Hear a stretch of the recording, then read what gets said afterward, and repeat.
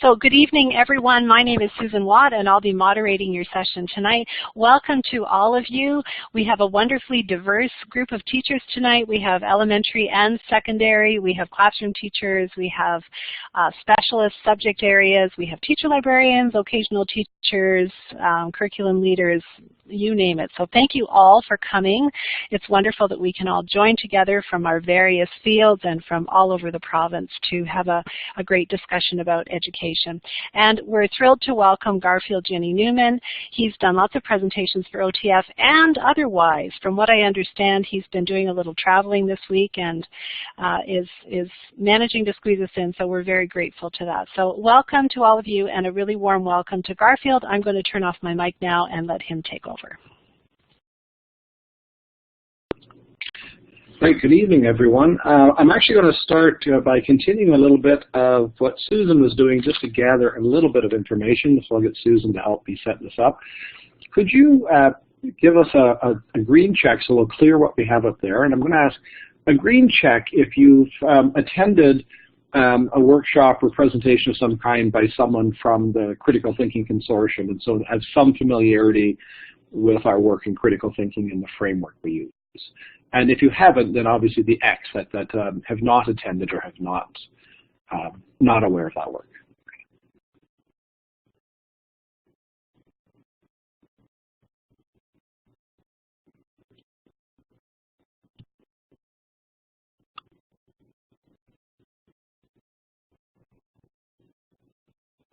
Okay.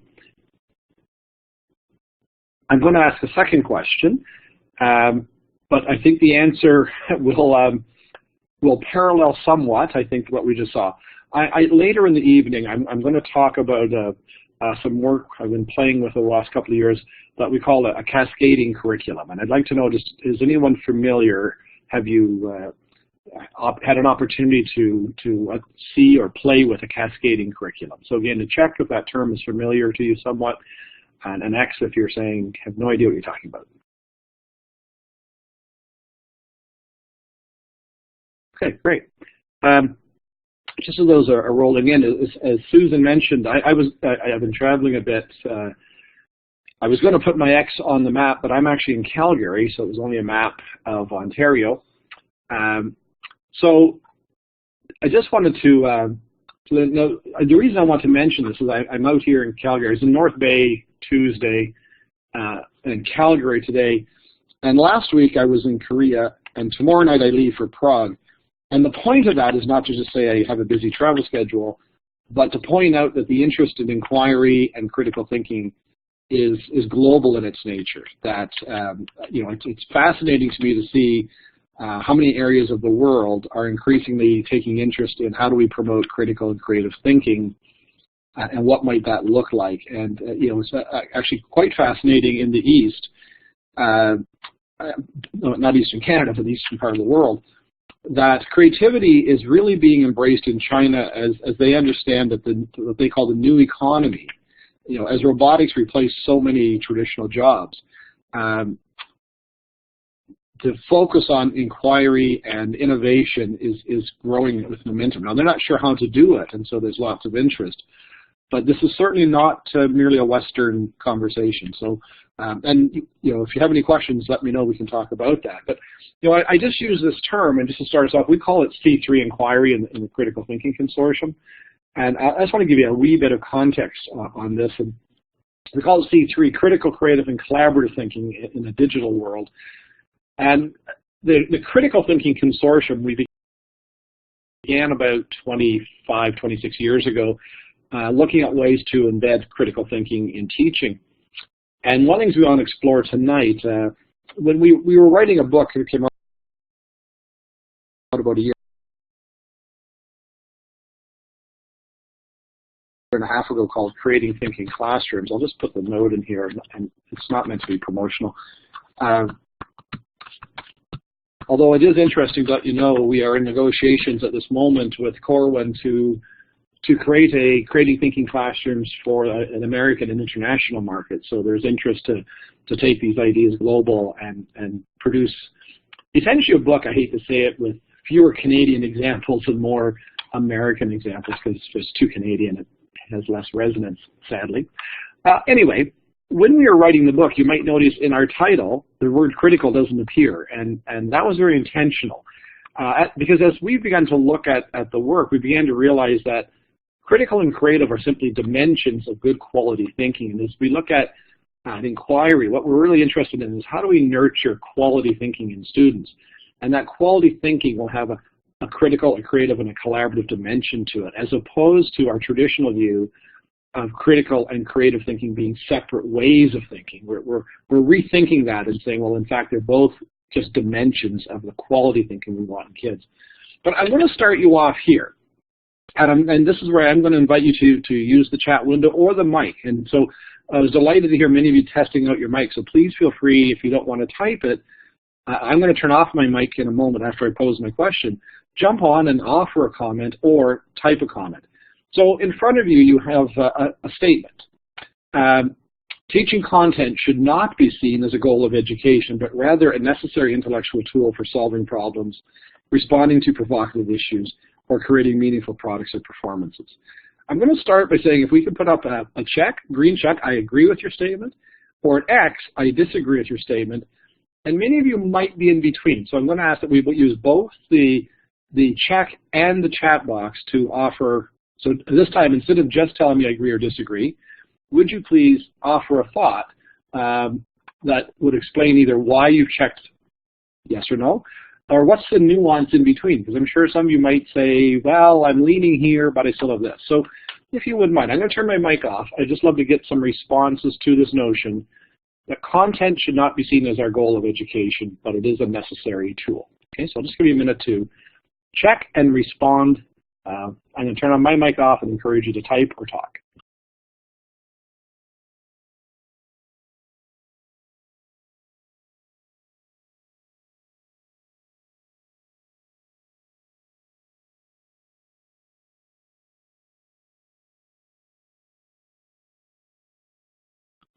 Okay, thanks. And if there are more comments, I wanted to just begin responding to some of the comments. So I want you to think about this. Is this statement meant to challenge the teaching of content or to support the teaching of content in classrooms?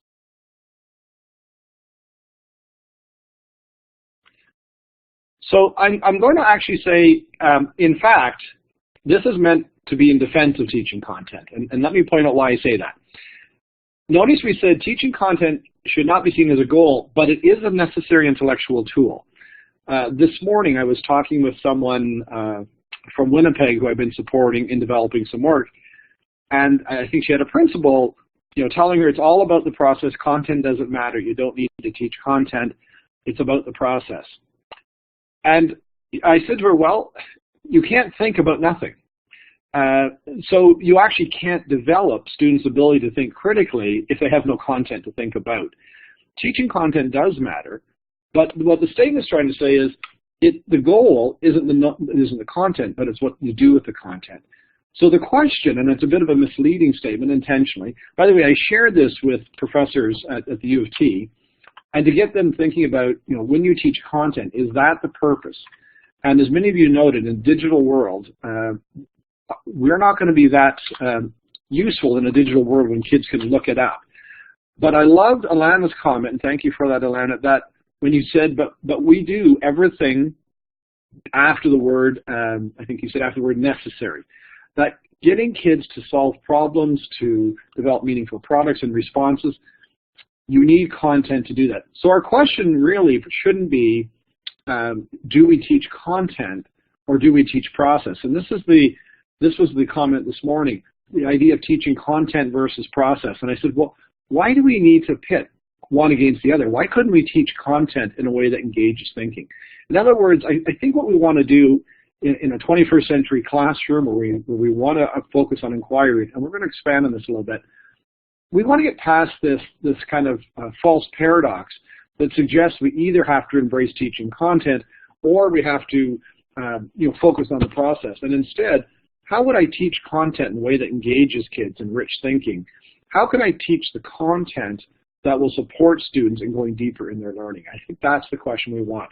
And in fact, I'll just expand that a little bit with this. These are 2 quotes that I've come across in the last year or so. The first one was a tweet that I saw, and it said, a teacher's job is to inspire students and get out of the way.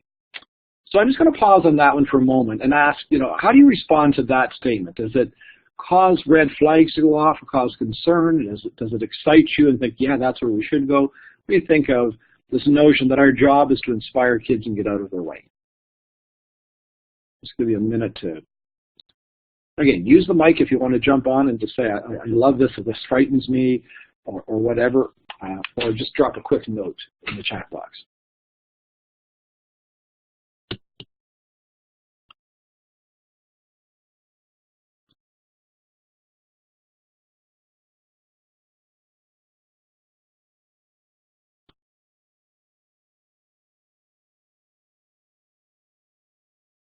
So I'm seeing it's emerging, and I would agree wholeheartedly with you that, yeah, Dale, I like the way you put that, but give them the tools. This is the problem. I find this statement rather frightening, the idea that we're getting out of the way.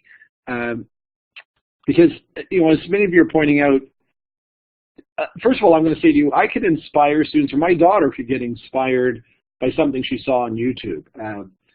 I think it's important that teachers inspire, but getting out of the way, how do we justify our jobs? How do we justify our positions? I'm not here to teach answers, but I am here to build the toolkit you need to arrive at thoughtful answers, and I think that's a key piece. Let me tell you a little bit about the second one. The bottom one, I was visiting one of my students last year in a practice teaching block, very strong student, and I watched a lesson on the end of World War II.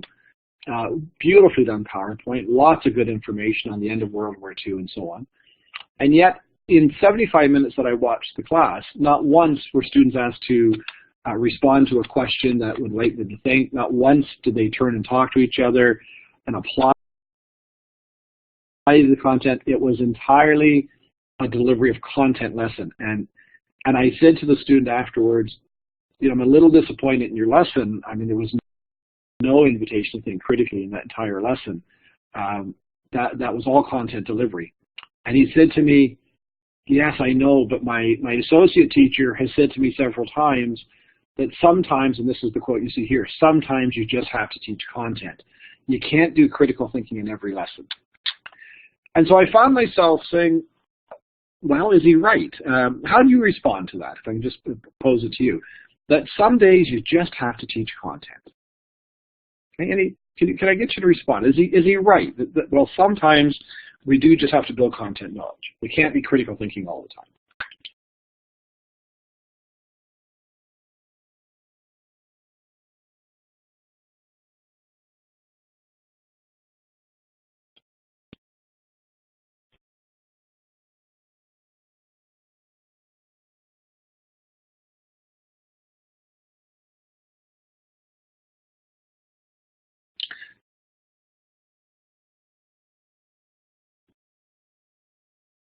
Okay, I want to pick up on a couple of these comments, and I'll try to watch them as they come across. Interesting point. What's the point of teaching content without thinking about it? And then the challenging, the consolidation. There was an earlier comment I want to pick up on that I think is an interesting one. First of all, that our curriculum is organized around knowledge, understanding, communication, and application. And I want to both point out a shortcoming in that, or the way it can be perceived, and a way around it. That arrangement is very much based on Bloom's taxonomy. And Bloom's taxonomy posits that there are low order questions, which are basic recall, and high order. And I would challenge that the problem of Bloom's taxonomy is it presumes that we first have to teach content and then move our way up the taxonomy to the richer questions. And yet, let me give you an example in response to the student. What I didn't tell you, I told you it was a beautifully done PowerPoint. But on each slide, he had been encouraged to highlight in yellow which of the 1 or 2 points on the slide were important for students to copy down. And I said to my student, well, there's your critical thinking. And first of all, I asked him, why are you spoon feeding? These were grade 10 academic kids. And as the slide was put up, there'd be 4 or 5 points, and 2 of them would be highlighted or 1 of them in yellow, and that's what they were to copy in their notes. And I thought, well, why aren't we inviting kids to turn and talk to each other? Here's the issue we're thinking about. Here's 4 facts. Which 2 are most helpful in helping us answer this question? I said, there's critical thinking, and yet you just tried to tell me that you can't do critical thinking in every lesson. And so I said, I would beg to differ, that I think getting kids to filter information is a simple way that I could be delivering content and still be engaged in and thinking about the content. So we notice we want to move from this notion that sometimes teachers just deliver content to kids. Sure, some days I teach content, but I need to get them to think critically. Let me just try to convince, I want to show you, this is from John Hattie, and some of you may have seen, this came out I think last May, June. John Hattie looked at, you can see here, 6 bottom effects and 6 top effects that are making a difference for student learning. And you're organized from the left to the right and what's making the biggest difference. And as we start getting into the issue tonight around inquiry, I want to show you this, that on the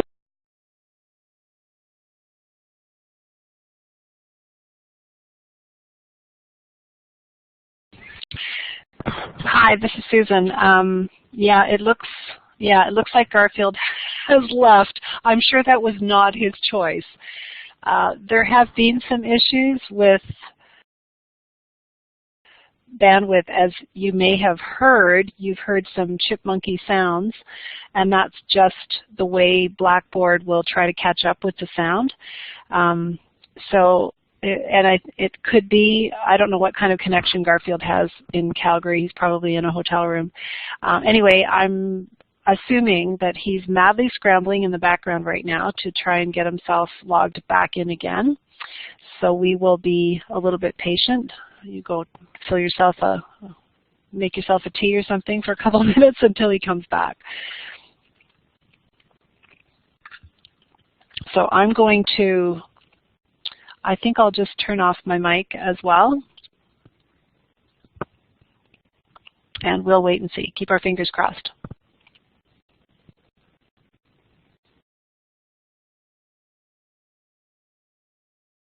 Yeah, you never know, eh? I see Melissa's comment there. It really depends where you are. I know I do moderate a session with someone who is in a part of the province who he often has difficulties. So he sometimes does his presentations from school just to have a hardwired connection, because often hardwiring is better than Wi-Fi. I'm using Wi-Fi myself here, but we don't all have access to hardwiring.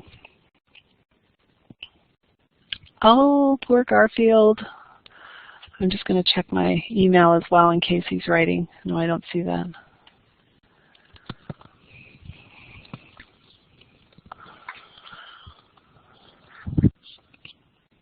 I was moderating a session one night, and I was having terrible problems, and I kept getting booted out, and my microphone would just disappear. Like, I'd be in the room, but my microphone wouldn't work. I had no option of clicking on the mic.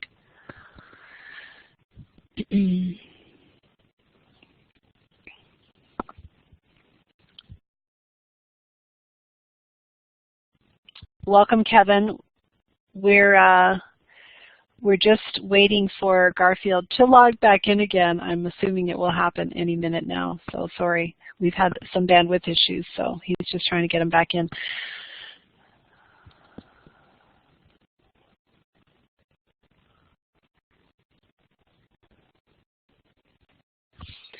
That's okay, Kevin, no problem. And if anyone wants to answer Alana's question, have a little discussion about the relationship between what we're looking at in blooms.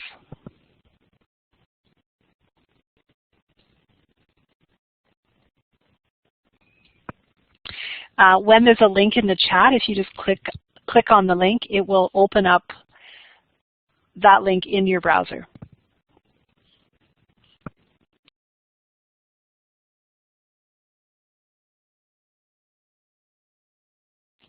I opened your link, Alana, and I've always thought that a Q chart certainly goes through different levels of thinking, somewhat like Bloom's does. Any other thoughts?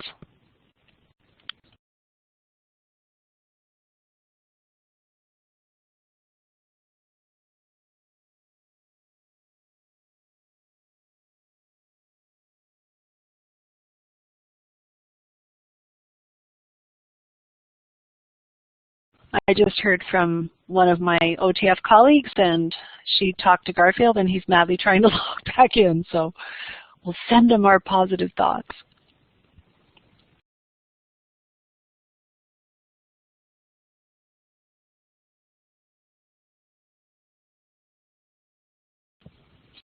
I don't think it's outdated, Alana. I think it's like it would have been even 10 or 20 years ago. I think it's if it's one of the tools you use and not the only tool you use.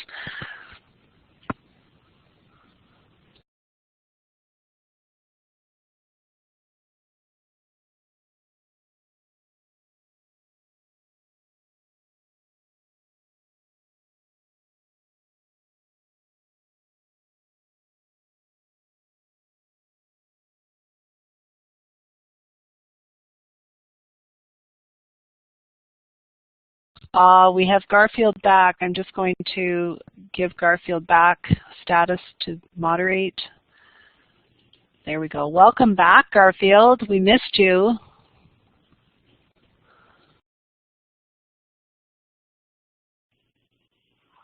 Thanks. Sorry about that. A bit disconcerting when a message comes up, you have left the room. So hopefully the internet at the hotel here holds up. I was just pointing out here, and I want to make the point about when we... oh, thank you. Can you hear me okay? Yes, we're good, Garfield. I can hear you. Sorry, can you hear me now? Okay, great, thanks. So I was saying that when I put up this John Hattie finding, that when we are engaging kids in inquiry, there's often a sense at times that, well, we'll just let kids decide what they want to learn about. And I want you to note from the research that student control over learning has an almost negative impact, 0.04. It's one of the smallest gains. It almost negatively impacts student learning. And, just very quickly, to catch up when where we were supposed to be, many times students are either overwhelmed, they don't have the intellectual tools to support them in doing it, they get lost in the information. That simply telling kids that you can go and inquire on your own has almost no research to support as an effective way to learn. But you'll notice on the other side, one of the biggest impacts is self-reported grades or expectations. In other words, students' ability to self-monitor, to self-regulate, to understand what excellence looks like and to be able to monitor and not have to wait for teachers to tell them how they're doing. So I want just to, as we frame this, be thinking about inquiry. And there's one other piece. This is a bit of a Twitter battle that I got into, and I'll just walk you through it, although it's a bit one-sided. You'll notice in the center, and this is a tweet that I've seen go out a few times, and it just, to be quite frank, I find a bit frustrating. It asks, are we really looking for engagement? Shouldn't it be empowerment? And I tweeted back, why do we pit empowerment against engagement? Don't we want both engaged and empowered students? So notice this is that trend I've noticed in education to want to make things about this or that, to pit things against each other. So it's not engagement, it's empowerment. And the response I got, you can see on the left, is that one difference between engagement and empowerment is whose ideas students are thinking about. So the premise here is that engaging kids is getting them to want to learn what we want them to learn, and empowering them is letting them learn what they want to learn. So I needed to respond to that with my next tweet, you can see, where I said, not really, it's a misunderstanding of engagement. Engagement comes from the French word to commit to, so to engage is to freely commit. And I would argue that we want engaged learners and we want engaged citizens who freely commit, who out of their own interest want to commit. The battle kind of got one-sided here because I continued to say, if we want to engage students, engaging students is framing learning, the curriculum that we have an obligation to teach, in a way that inspires awe and wonder. To me, it's about taking topics that students may not be familiar with, may not know much about, and turn them into things that have them excited. Secondly, to empower students is not to get out of their way, like an earlier quote that we saw, but it's helping them be proficient users of intellectual and digital tools. And I think that's a really important piece here, and many of you referenced that. We don't just inspire kids, we give them the intellectual tools to be effective. And if we want to nurture innovation, and I began talking about the importance of creativity and innovation and how it's growing worldwide, if we want to nurture innovation, we have to understand you can't innovate in a field you know nothing about. If we want kids to innovate in science, they need to know some science. If they're going to innovate in history or thinking about new ways to solve world problems, then they have to know about those problems. So we need to teach content. We have to build background. And you'll notice my last tweet is that building background does not have to mean transmitting information to kids. They don't have to be passive. So it strikes me as one of our real challenges as we engage with inquiry is how do we build background knowledge in a manner that invites kids to engage in thinking. So that's a bit of a preamble for me. I'm going to just share with you, as we start to explore inquiry tonight, I want to frame it. And there are essentially 4 versions. Remember, to inquire is to seek answers. Okay, so at the basic level, to inquire is to seek answers. I can do that one of 4 ways. So we can do inquiry as research, where we say to students, pick a topic and go gather some research and see what you find. Often students will frame questions that don't require judgments. If they find the answer, we call them kind of where's Waldo, and they feed back the information they found. Or I could make inquiry as personal expression. What are you interested in? What would you like to find out?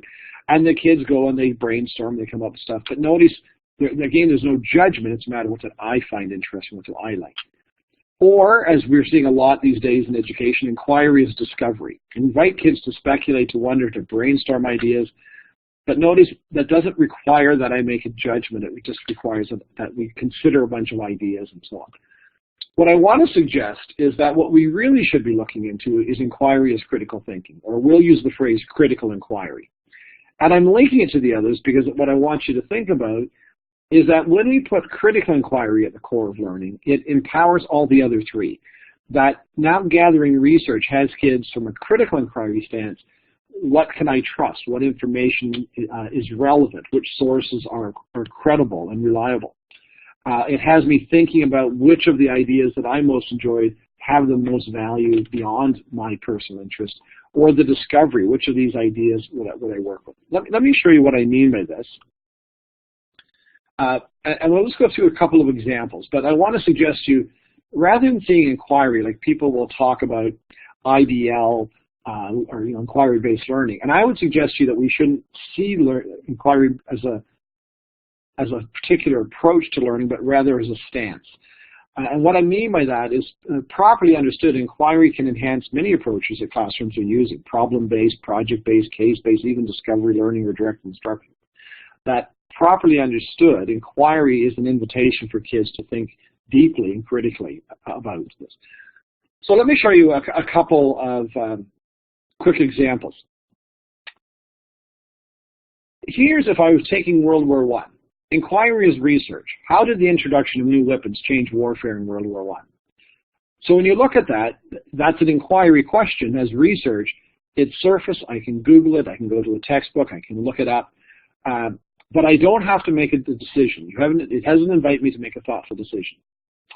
If I were to ask, which of the new weapons introduced in World War I are most interesting to study? Again, you'll notice that it's surface. There are no wrong answers, and you can tell me what you like. Inquiry is discovery. How many different ways can you think of that the machine gun may have impacted warfare? So this allows me to brainstorm ideas, and as you can see, I might make new connections, I might generate interesting ideas, but you haven't asked me to make a judgment or to apply criteria to make a decision. But if I framed it, did the introduction of new weapons bring about an end to the concept of honorable war? Now I'd have to have an understanding, a conceptual understanding of what honorable warfare means. I'd have to use criteria, I'd have to use evidence, I'd have to reach a decision or a judgment. So notice the difference. All of these are invitations to find information, but critical inquiry invites kids to use information to arrive at a thoughtful decision or for a purpose. So I'll show you another quick example. And here I'll ask a few of you just a chat window or jump on the mic. This is the airport in Gibraltar.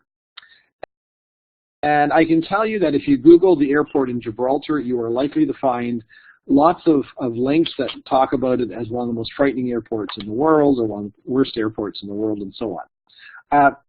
Let me ask you, what's wrong with the airport in Gibraltar? Why is it so often cited as one of the worst airports in the world? What's wrong with it? Just give you a quick minute, make sure you're picking up on the issue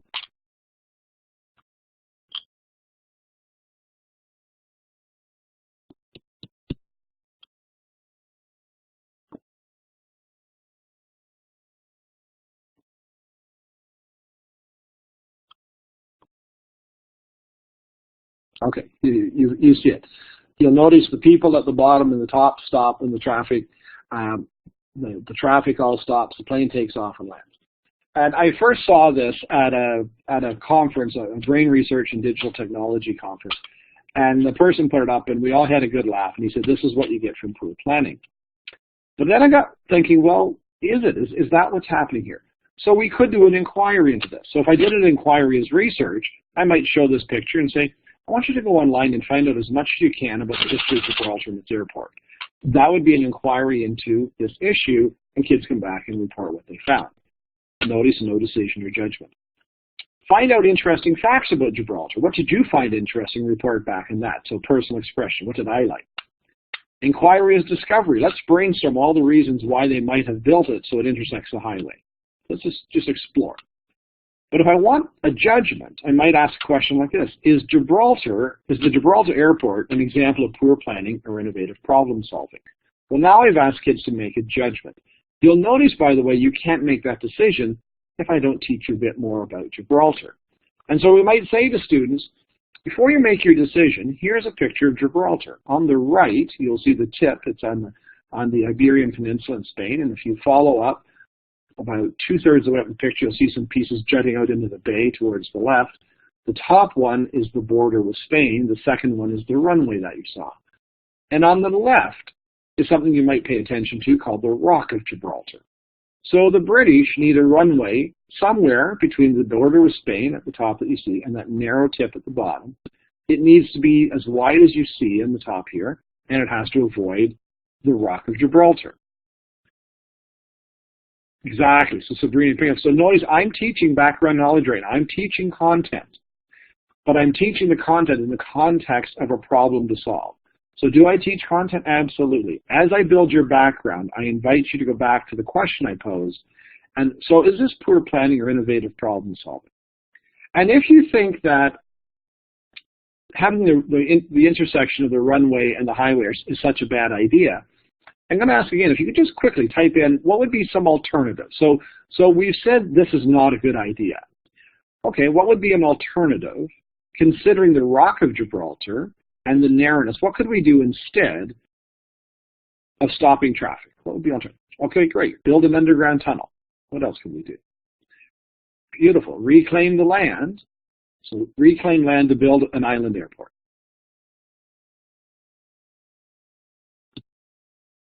Only use helicopters. What if I told you, in terms of these ideas, this is the total number of flights.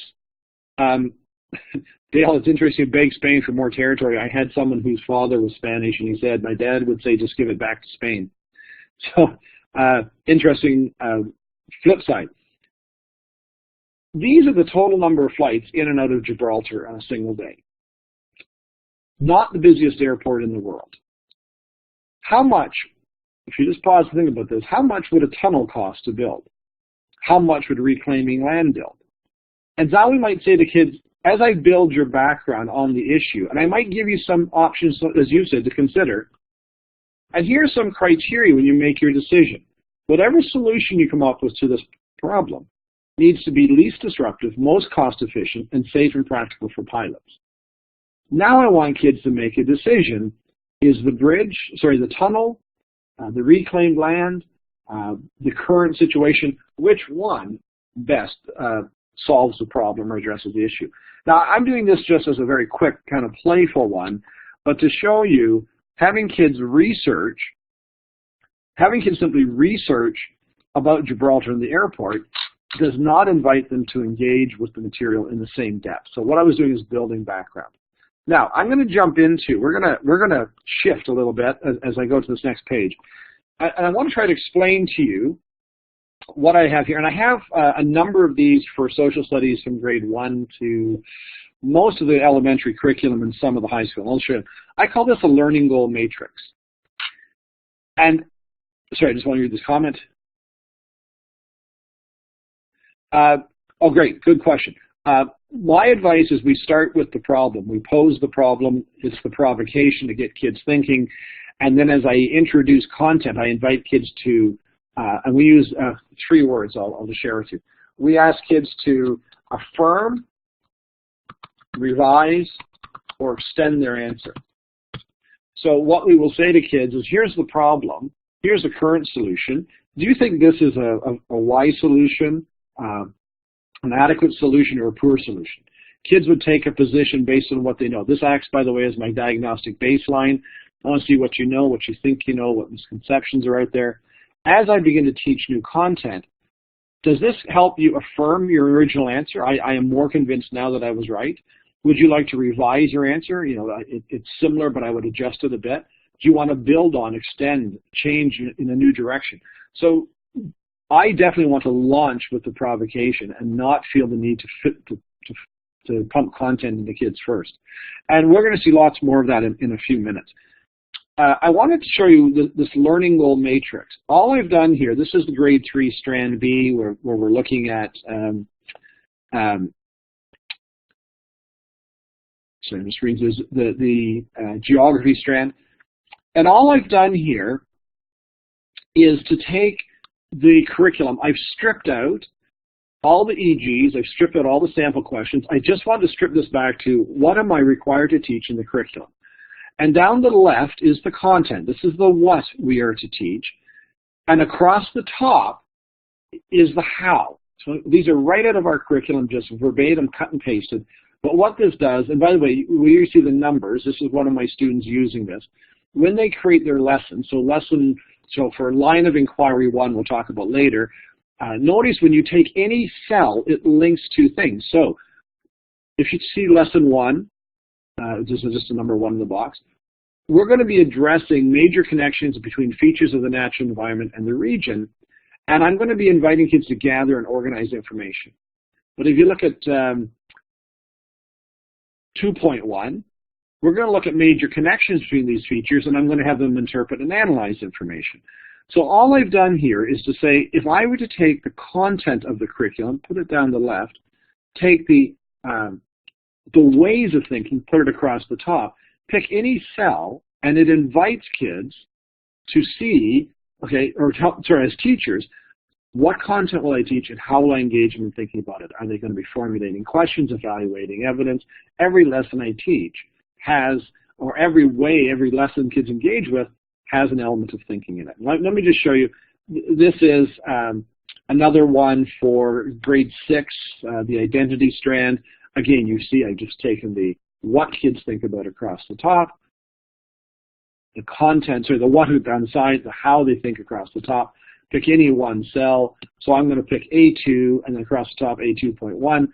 I'm going to get kids formulating questions, connecting it to the experiences of life in different communities. What questions might they ask? So I hope that makes sense. I'll just show you a few of these. Grade 10, academic unit. Again, these are you'll notice strand A in the high school curriculum is all inquiry pieces. I want to link it.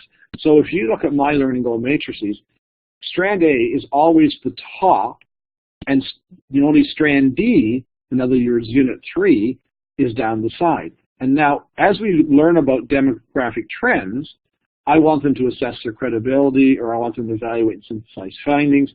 As soon as I begin to link these, I start putting thinking into every single lesson. Absolutely, Michael, I'm seeing your question. I'm happy to send out. You're seeing one page of what would be a 3- or 4-page document. But for me to plan, this is my long-range plans. By the way, if I look across in my planning and one of my rows has nothing in it, I didn't teach that expectation. If one of my columns is missing something, that means I've never had kids, formulate questions. I should do more of that. Or if I notice that one of my columns has many references and another has only one, maybe I've got an imbalance. Man, I do a lot of organizing relevant information, but I never ask kids to ask good questions or something like that. I'll just show you one more, but you'll see the pattern. The geography course. Again, the A is the way we engage kids in geographic inquiry, and B is the content. So if we begin organizing it this way, inquiry drives all of our lessons. And I'm happy to send out, and Susan, I'll just get you to help me remember. I can send out whatever ones I've created, but I can also send out a blank template, because this really is just cutting and pasting expectations. As I said, I've just stripped out all the extraneous stuff, all the extra questions, all the EGs, because at the end of the day, I just want to know, what is it I have to teach and how is it I want kids thinking. I'm going to do this. So I'm going to pause. I hope that makes sense, but as I said, it's the curriculum kind of condensed. Yeah, do we have strategies? We actually have on our website, I'm not sure how open it is, a whole strategy on asking powerful questions. So I'm just looking at that to formulate questions, and I'll a little bit later I'll try to come back and explain to you how we might encourage kids to do that. We'll talk about that. I'm going to pause just for a moment. I want to show you this is what I use when I sit and work with teachers around like how are we going to infuse critical thinking in your teaching. And I'm going to just try this out and ask for someone to tell me. We'll do this together. Could someone tell me a topic that you have coming up next week in social studies? Just give me any topic, and we'll see if we can't play with it a little bit. You can give me a topic that.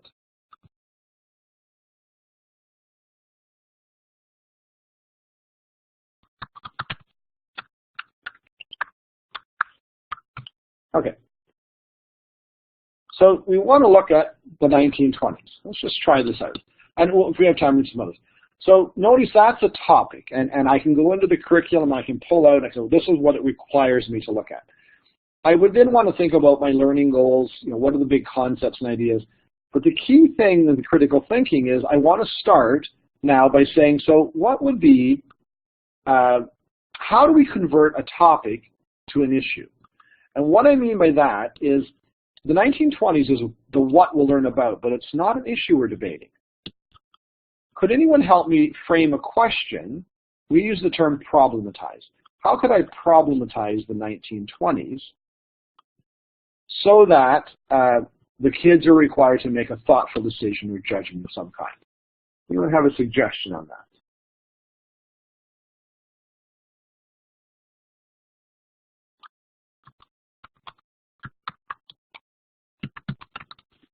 So I'm going to give you an example,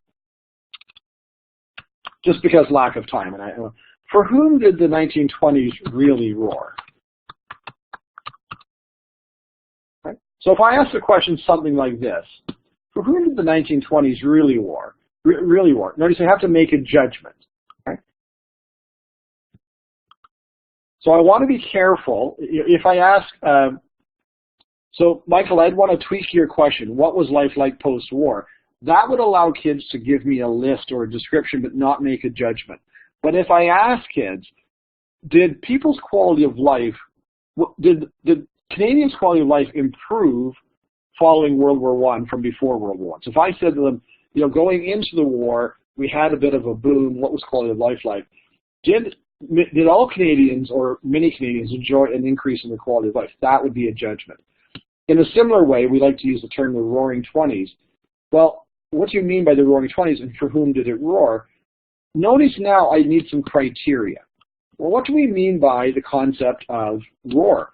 What does it mean for, oh good, so Dale, I'm just looking at yours, was the greatest change driven by one or the other, making a choice? Were prohibition movements a result of women who were no longer employed outside the house looking for meaning in their lives? That's an interesting question. I want to make sure that question doesn't become a bit of a leading question where students think that that's the answer. I might want to phrase that. Let me give you an example, Melissa. If we took that, what were the most powerful factors driving the prohibition movement? And then I might teach women no longer employed, like I might give them 3 or 4 choices and kids have to rank order. So here are 3 factors. A social gospel movement, women looking for meaning in their lives. Like here are 3 or 4 things. I'll teach each of them, but kids have to put them on a ranking ladder from the one that had the biggest, the most significant impact to the one that, to the 4th most, or something like that. That would invite a judgment. Now, let me just go back. If I were using the sample one I gave you, what does it mean? And so we would have kids, or we would present kids with some criteria. What's our criteria for roaring? When you ask me for whom did it roar? So you might say something like enjoyed economic prosperity,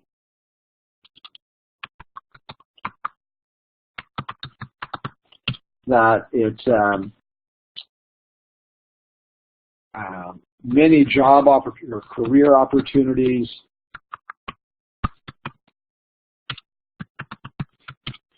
perhaps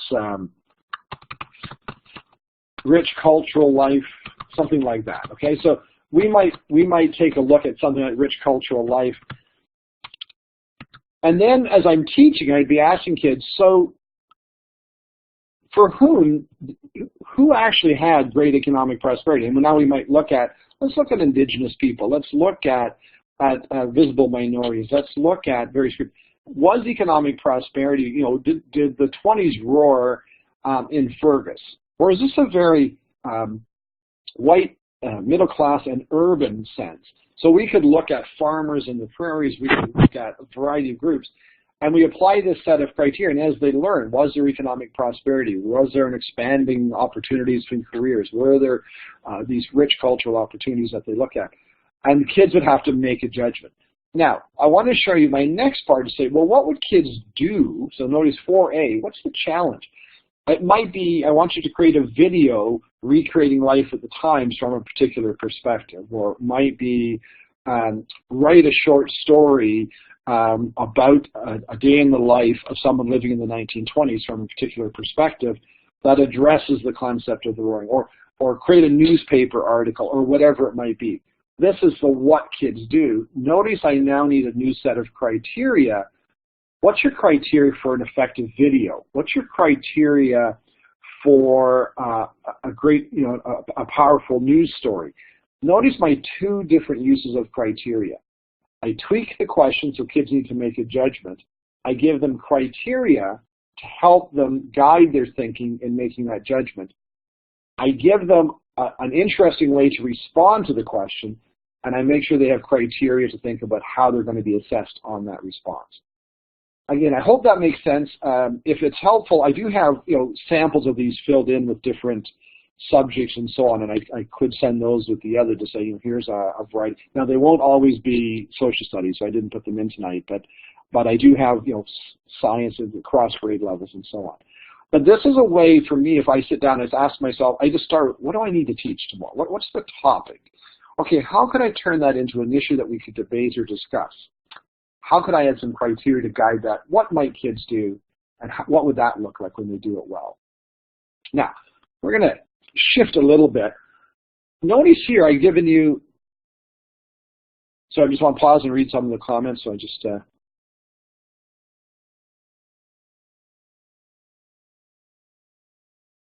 yeah, see, Kevin, I think you make a great point. That's why when I asked this question, for whom did it really roar?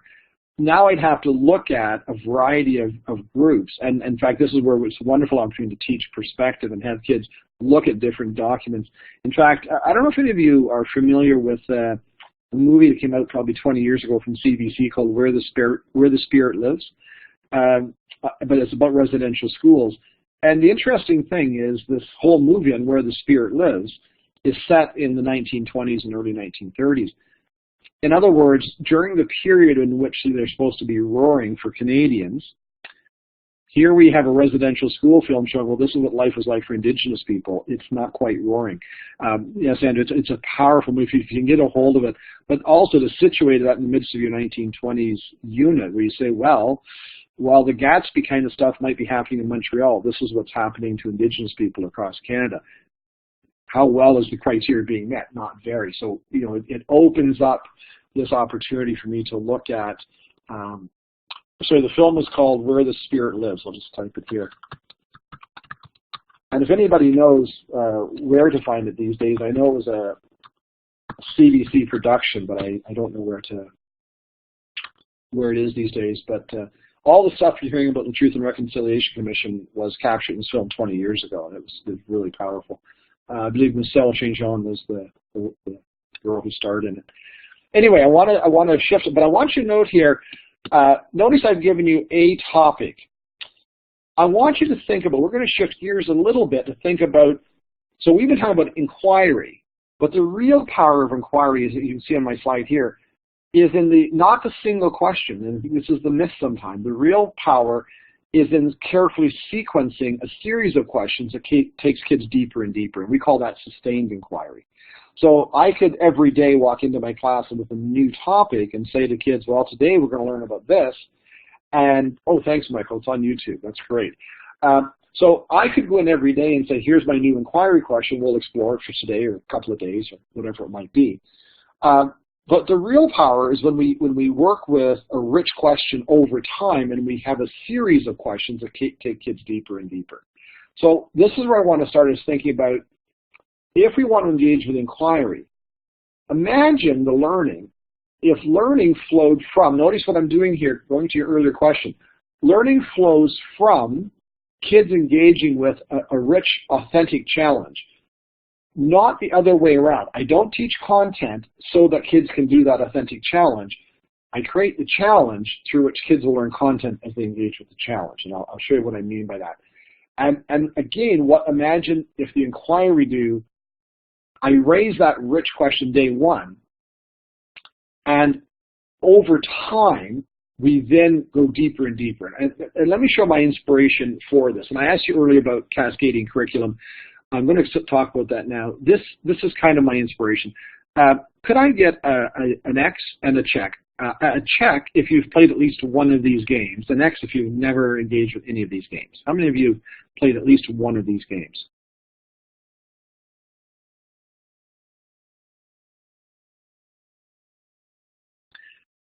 Too bad we don't have a third option here, I don't think. Because I was going to ask, how many of you have played all of these games? Anyone played all of them? Maybe we just do that. 4 picks a word, not the other 3. I want to come back to them in a moment, but I want to talk about Angry Birds for just a moment. Angry Birds at its height was being played, now I want you to think about this.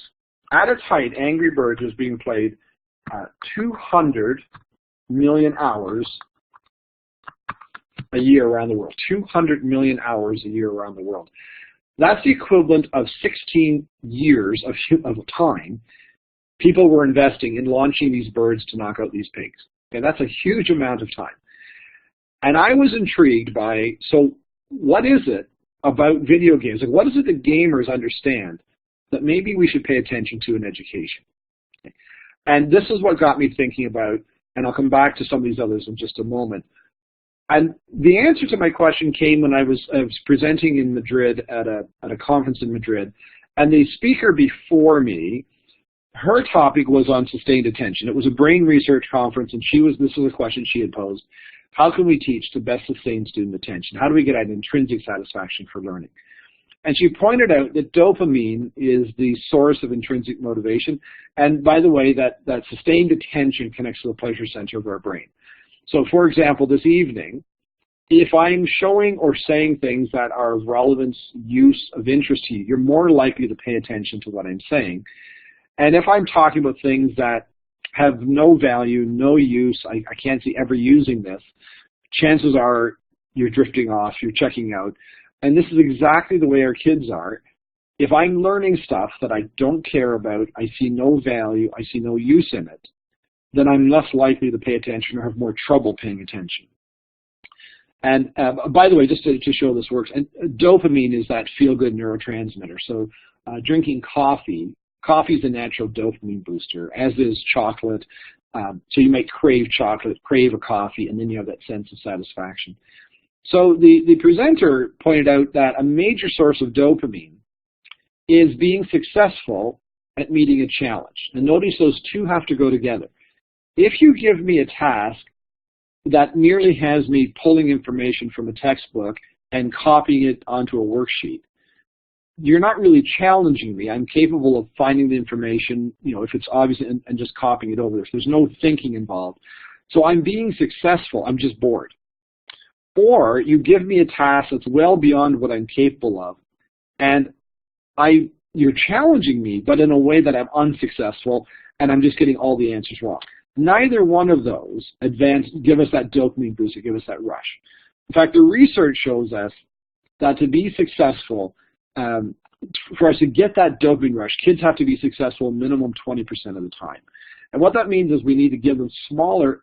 If I give you a big, rich question, you may not have any idea where to start. But if I can break that down into more manageable, bite-sized pieces, and you're having daily success getting deeper into this, you have a better chance. So here's where I'm thinking about this in education these days.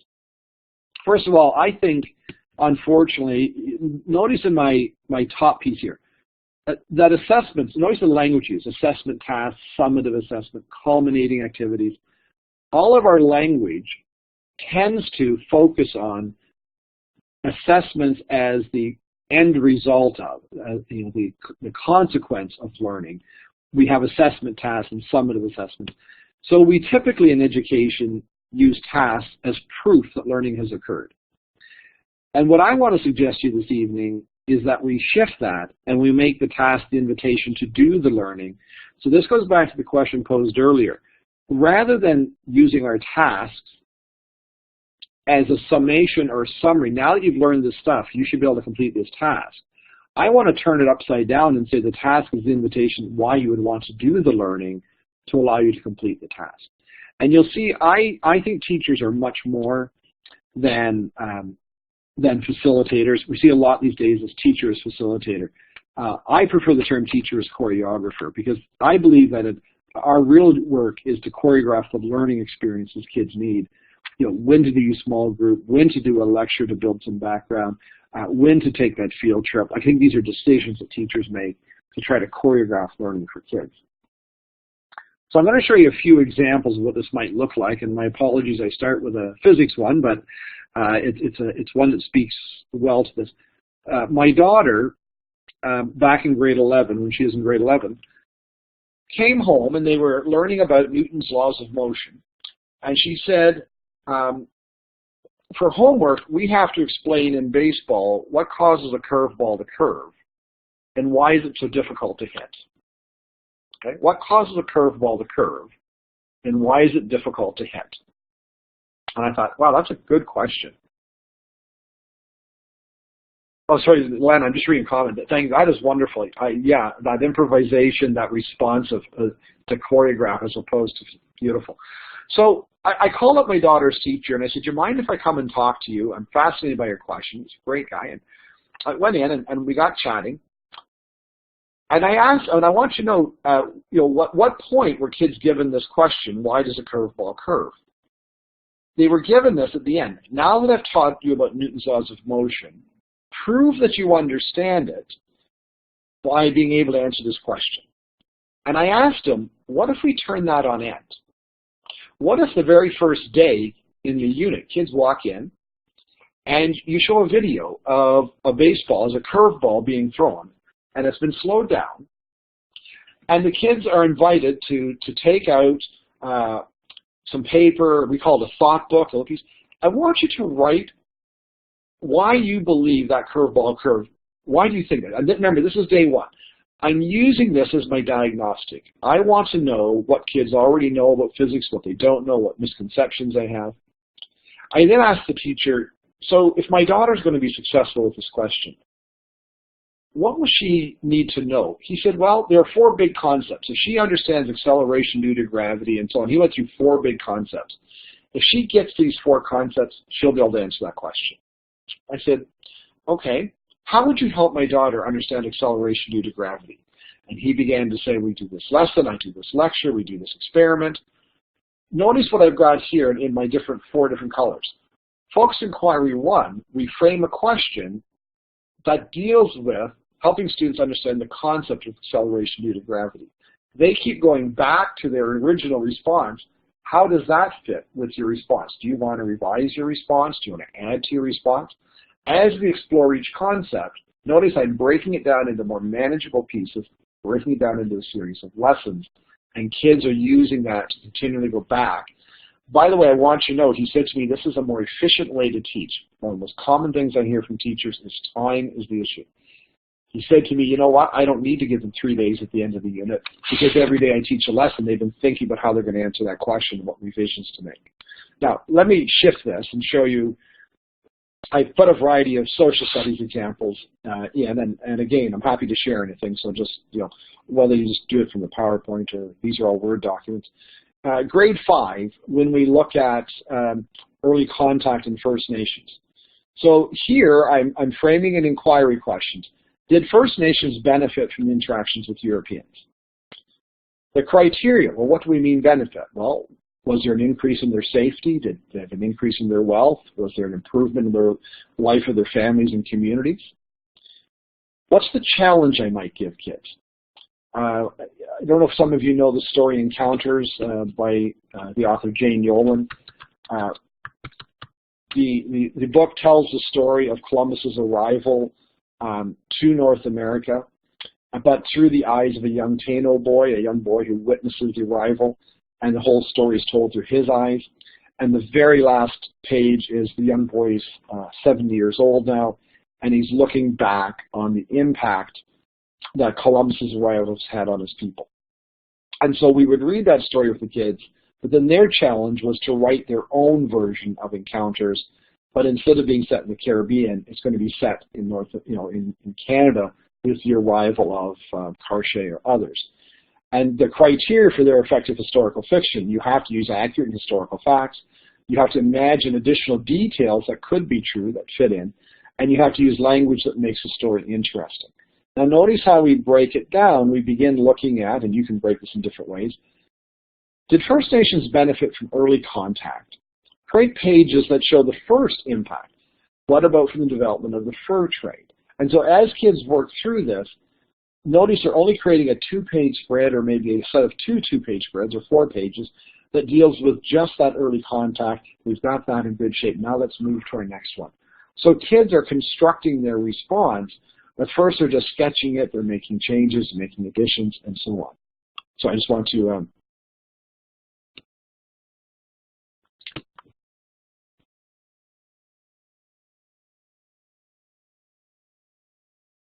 yeah, this is a great question.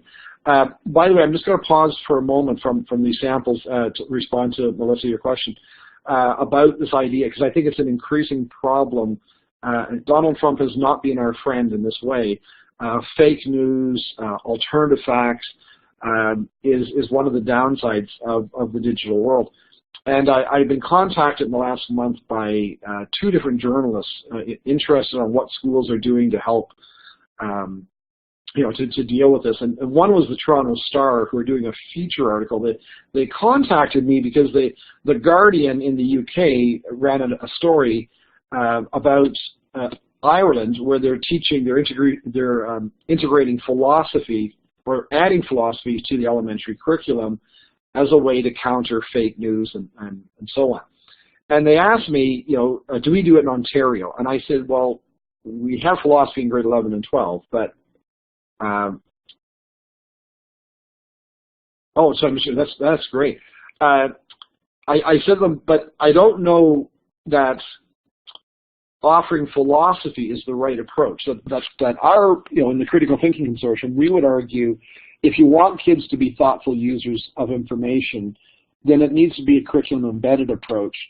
We don't want it to be a separate, this period we're going to look at philosophy. We see often kids in math will turn off their math brain and go to another class when they should be using math. So I've been talking to the Star about if we want thinking classrooms, getting kids to question the authority, the credibility of sources should be routinely done, not be an add-on, not be a separate part. And Melissa, going back to your central question, I think getting kids to look at this information and have to think about, we have a whole lesson on credibility of sources where we provide 4 criteria for a credible source, and kids can use any source they want if they can prove its credibility. So I think this needs to be explicitly addressed. By the way, we don't do kids any favors by giving them a textbook and having them answer recall questions from a text, because what we're coaching is that a set of truths lies somewhere in a text, which is also a constructed resource. So, I would argue if we want kids to be thoughtful consumers of information, it needs to be in the text, in what I deliver in a lecture, what you watch in a video. That needs to become routine. Anyway, I want to pay attention to my time. Here's another one looking at grade 10 history, the way I might approach it now. This is the whole course. So notice sometimes my cascade might be for a unit, sometimes it might be for a whole course. If I were teaching grade 10 this year, I'd ask kids to reflect back on our 150 years on this question, what should be celebrated and what should be commemorated?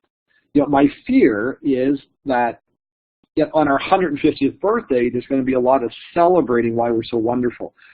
Yeah, but we've got a number of things that we might, that are not so wonderful. So imagine if we had kids thinking about every time we encounter an event, a major period in our history, they have to make a decision about, is that something to celebrate? Does that reflect the kind of Canada we want to build or want to live in? Or is that something to be commemorated? That's something that is not the Canada we want. Their challenge would be to prepare a media source that captures the highlights and lowlights. And so you'll notice, as we explore World War I, were the costs of war and the benefits of prosperity shared equally? Right? Did Canada handle the adversity of the Depression, World War I well or poorly? These, by the way, are getting broken down into smaller, more manageable lessons. But as kids start to think about these questions, they feed back into my overall assessment of Canada's last 150 years. This is a more general one. If I just want kids writing a research paper, that in itself is a cascade. Getting kids to think about what are the essential steps to take in creating a powerful and authoritative research paper. Develop a process folio. Step 1, inquire what makes effective questions. Step 2, how do I determine which sources to use? How do I know if they're credible? How do I organize my information to support a powerful and authoritative paper? And what thesis statement would respond to my question? And then, by the way, a D of L, it means demonstration of learning. In response to Focus Inquiry 1, kids will create a set of 5 inquiry questions, 1 that overarches their paper, and 4 that would be supporting questions as they get into it. Focus Inquiry 2 would have them prepare an annotated bibliography on credible and reliable sources. Then they prepare a set of notes that organizes information around ideas. And finally, they create a sound thesis statement and draft outline that connects the ideas. This is a way, many of these things we've all done for years. I've just focused them around critical thinking prompts and sequence them so kids see that there's a process in developing a paper. Or one last one. What are the most important lessons? This is for either grade 4 when we look at the early civilizations or even grade 11 ancient civilizations. What are the most important lessons we can learn from the past to help us create a sustainable and prosperous future? Notice what I'm going to do here. And by the way, write an essay I could easily change to create a museum exhibit to a variety of other things. But I want kids to think about, as we learn about, someone mentioned Easter Island earlier, what can we learn from Easter Island about what to do or not to do if we want a prosperous and sustainable future? What does the collapse of Rome tell us? What does the sustainability of Chinese culture for 3,000 years tell us?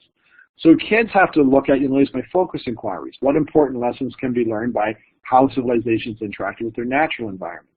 What can we learn about living in harmony with each other? What can we learn about how culture can enrich us?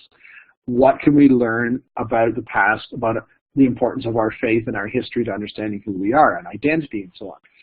I hope that makes sense, but notice what I'm doing is starting with a big question and saying, now how could I break that down into manageable inquiry questions? And so when we talk about sustained inquiry, every lesson in the blue below that I haven't written out here helps you answer Focus Inquiry 1, and as you answer that question, it feeds back into the big overarching question. So we're sustaining the inquiry as we go. I'm looking at our time. I have a blank sheet like this, again, happy to share with. It just has this, I just use this to muck about and plan, what might I do? I was just working with some grade 5 teachers today who are working on transformations in math. It's kind of interesting because they want to look at letting kids rewrite the rules for chess where they integrate transformations into the movement of the chess pieces to see if they can make chess even more interesting. So that their inquiry is, can the use of transformations make chess an even more interesting game? Their challenge, redesign chess using transformations. And then each of the inquiries became one of sliding, rotation, and reflection. I thought, what a lovely way to start introducing kids to the mathematical concept and then have them apply that to the chess game. Now learn a new concept, now apply that to it. I'm going to show you This is a sample one done for grade 2 on growth and change in animals. And I know it's science and we're talking social studies, but I wanted to show you because it connects to another piece that I want to touch on this evening. And that is, this was a question we asked kids: how can we use our understanding of animals to help them live healthy lives? And their challenge right off the bat was to design an enclosure for a baby animal that would keep it safe and healthy. So students were each given, or groups were given, an animal, a monkey, an elephant, a lion, a polar bear, whatever it might be. And within 5 minutes of the unit beginning, we asked them to take out a piece of paper. We give them a thought book, a little journal, and draw me your enclosure. This is what one little boy who was given the monkey's cage, this is what one little boy, grade 2, drew 5 minutes into the lesson. We said, could you draw a cage for a monkey? So you can see a banana at the bottom. He's saying, ooh, ooh, ah. He's got a tire to swing on. Now, if I take you back, you'll notice we've sequenced a series. We're going to explore over the next few days how we can create a place for an animal to live that will meet its physical needs. And your job will be to create a sketch of the enclosure for your animal, and then we'll have a series of lessons. Then we're going to explore what will we need to do to make sure animals are getting the exercise they need, and we'll then go through a series of lessons about that. Then we'll think about what animals need to eat to stay healthy, and you're going to prepare a feeding guide, and then how do we need to care and handle. As kids learned, they're invited to go back to their initial sketch and make changes or additions. This is the same little boy a few days later. So he's gone from this. By the way, as we built his background knowledge, notice we didn't tell him how to design the cage, but we did facilitate the exploration of what animals need to stay healthy and safe. And he went back into his thought book and began to add details and changes. By the way, when I went back to visit the children a month later, they had 4 or 5 pages of this with more and more details being added. And they had then finished building their models. And every child I would go to look at their model, they first want to show me their thought book. They wanted to show me how their thinking changed the more they learned. And at one point, the teacher said, look at the little boys over there. She said, his model's not very good, but his thought book's brilliant. So notice what I want to do here is capture in a thought book the thinking. Earlier we talked about, do we teach content or is it process? I think the more important question is, I want to see how students thinking about the issue evolves the more they learn. I don't want them writing a reflection at the end. What did you learn as a result of this? I want them to reflect. We call it reflecting forward. This notion that given your new learning today, what would you add to or change that would improve given what you've just learned? I'm going to show you a few quick examples. First of all, I want to show you, this is J.K. Rowling planning out her Harry Potter series. Okay? And I show it to kids. By the way, you'll see, so if you look closely, you'll see some references that you'll be familiar with. But she crosses things out. She moves things around. I want kids to see that writing is messy. That authors don't just sit down and write, brilliant pieces of work. They plan, they change their mind, they move things about. Thinking is a messy process, and kids need a place to muck about in their thinking. This page is from Charles Darwin's journal, which will eventually work its way into Origins of the Species. Again, you see the messiness of the thinking, the jotting things down, the changing things up. This is from the Medici Chapel. About 20 years ago in the Medici Chapel in Florence, they discovered a workroom below the main tourist area. And it turns out Michelangelo and other workers would have lunch down in this workroom. And when they found this 20 years ago, it's Michelangelo's charcoal sketches on the wall when he had lunch. He would doodle on the walls in charcoal. I would argue that's just his thought book. It's his place to muck about with ideas and try them out. And eventually, many of these will make it to the Sistine Chapel or other places. Or finally, in Panama, about 2 years ago, they opened a new museum to biodiversity. They're very proud of it. It's a Frank Gehry museum, so they're very excited to have a Frank Gehry museum. These are Frank Gehry's initial sketches for the Museum of Biodiversity. This is the museum today. I want kids to see that he has an initial idea. This idea will evolve, it will change, it will become a blueprint. The blueprint will be handed to workers who will interpret it. and then this is the end product. So that there's an evolution in thinking, but thinking takes a journey. It can be messy. And I want just to connect this for a moment to Carol Dweck's work. Those of you who know Carol Dweck's work on growth mindset. She wrote about a year ago that our job is to create the growth mindset where students can check out ideas. And note, she says, we see this happen, this growth mindset, when we give kids meaningful work, honest and helpful feedback, advice on future learning strategies, opportunities to revise and show their learning. And when I read that, I thought exactly what the thought book's designed to do. Give kids a place to try out ideas on meaningful problems, allow them to muck about, okay? Let them try things, but give them a place to show how their thinking is evolving as they go. So this is a quick summary of, thought books are powerful because I want you to note who's the first line of assessor. When I give kids a rich task, I teach them some new background knowledge. I teach them a process to use. The kids are the first line of assessor, not me, the teacher. Because the first thing kids are invited to do is to look at their new learning and decide, how does my new learning impact on how I want to respond? So they're the first line. Am I happy with my answer? Do I want to add to my answer? Secondly, assessment for learning. We call this just-in-time feedback. Each day, I look at 4 or 5 thought books, and I get a sense of where there seems to be confusion, where kids are struggling, who might be able to help others. I have this immediate feedback without me taking all these things home and going through them. I just take a quick look, I pass them back to the kids, it informs my instruction. And finally, it triangulates my assessment data. And what I mean by that is I don't just have the end product. Remember that little boy whose model wasn't very good, but his thought book was brilliant. This allows me to say his understanding of science through my observation, conversation, and product, and my observations, this thought book, I have lots of evidence he actually gets the science quite well, he understands the history quite well. Not the best model builder I've met, but that doesn't mean he doesn't understand the curriculum. So I use it to inform my judgment. Now, sorry for the quick run through, an hour and a half always is so short. I want to just show you a couple of other pieces, and it will link to how we get at the sustained inquiry. And we've been thinking a lot lately about why we should use launches, not hooks. And what I mean by that, hooks are often things to grab kids' attention, to get them to see what they're going to learn is interesting.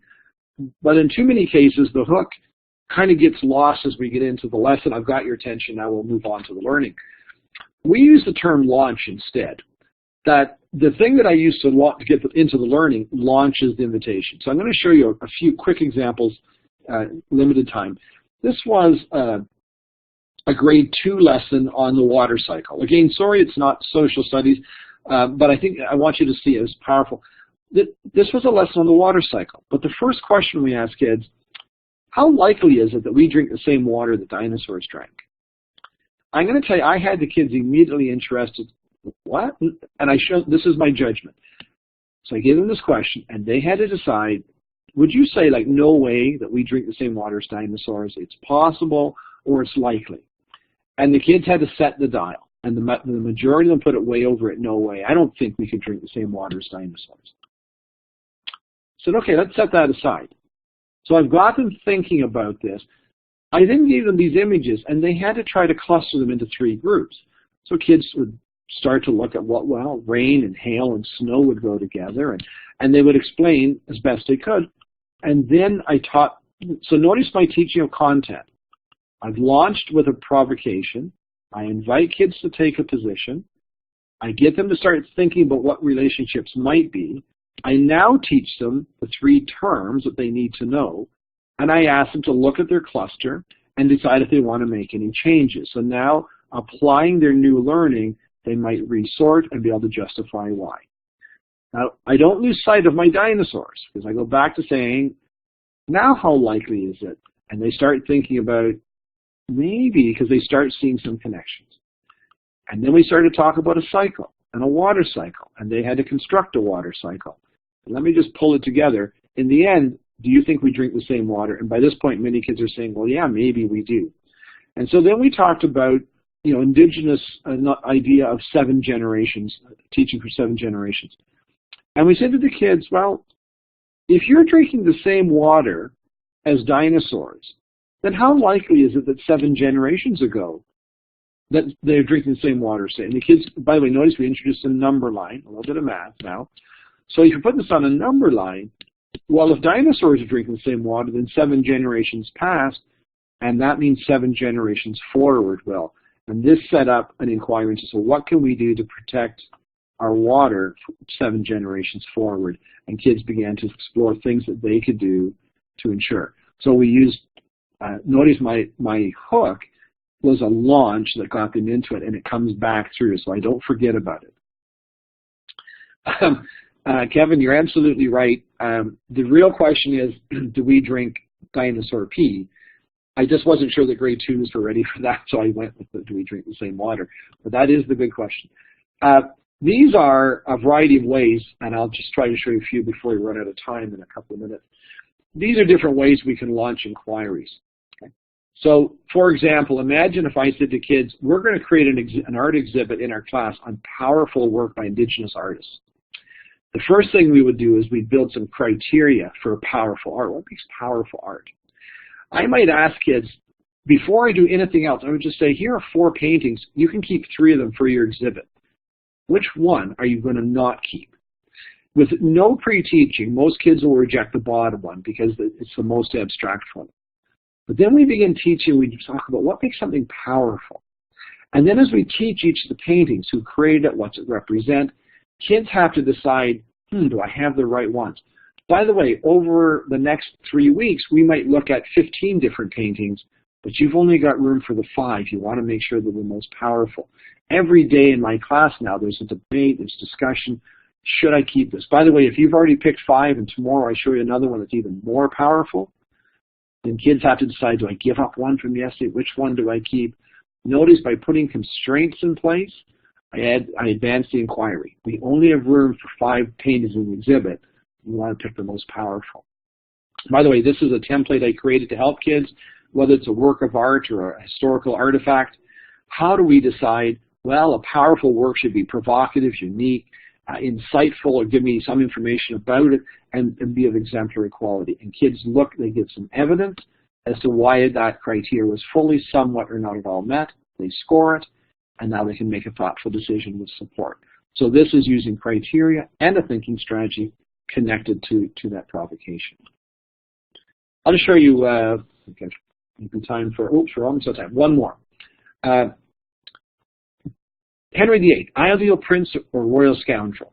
Using the Book of the Courtier, here are the things that typically are connected to the criteria for an ideal Renaissance prince. Well, voiced first in the arts, skilled in the art of war, and so on. Notice what we do then is we give kids, we use the criteria down the side.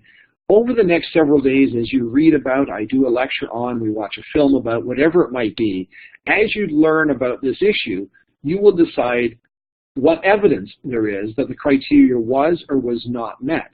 So as kids learn, they have to decide which criteria does this fit with. Does it show it is or is not being met? They render a judgment, and now they can write a response, debate, whatever it might be.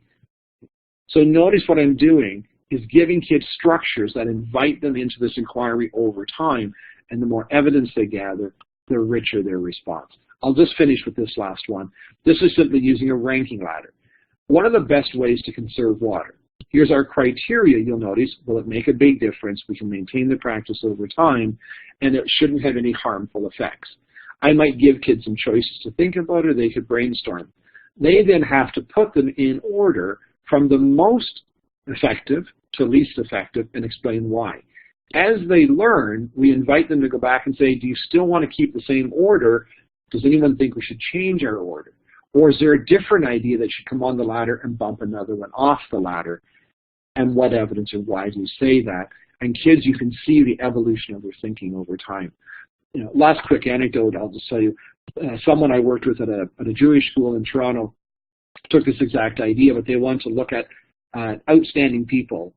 And they gave kids a variety of people to think about, and the kids had to use evidence about these people and their background and their history and their family and so on, and decide who's the most impressive, second, third, fourth, and so on. It's grade 3 class. First of all, Justin Trudeau came out #1 as the most impressive. He was on top.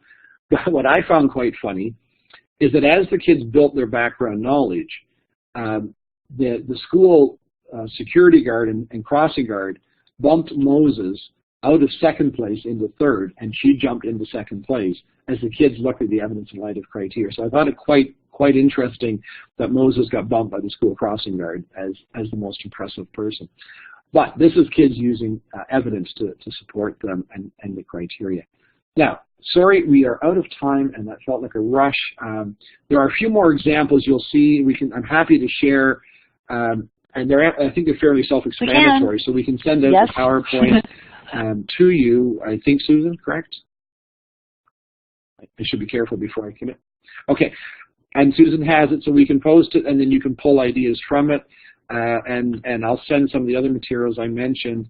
But what I'm hoping you got from this tonight, inquiry is not necessarily saying the kids away, go explore what you want, but it's giving rich questions and provocations, and then making sure we build the tools. And lots more we can do, but at least it's a good start. So I'm not going to take very long. I'm going to put some links into the chat that are links to, well, they're self-explanatory there, so scroll back and you'll get, the most important one to do is the feedback link, but there's also links to the resources page, which will include all of Garfield's slides and resources, and you will get an email as a follow-up from OTS explaining all of that. Anyway, happy you took an extra couple of minutes, Garfield. Those were great. Just a great session all around. It's always nice to have that little fix of critical thinking. I think sometimes we get so caught up in so many of the demands in education that we slide away from some of the really most important issues, and having our students be good problem solvers and critical thinkers is really the crux of education. So thank you very much, Garfield, for a wonderful session. Thank you to all of you as well. There was some great discussion, and many things were being shared, both when Garfield was here and in the couple of minutes when he wasn't. So thank you, all of you, as well. I'm going to stop the recording now. If you have any follow-up questions, you're certainly welcome to ask them. So good night, everyone.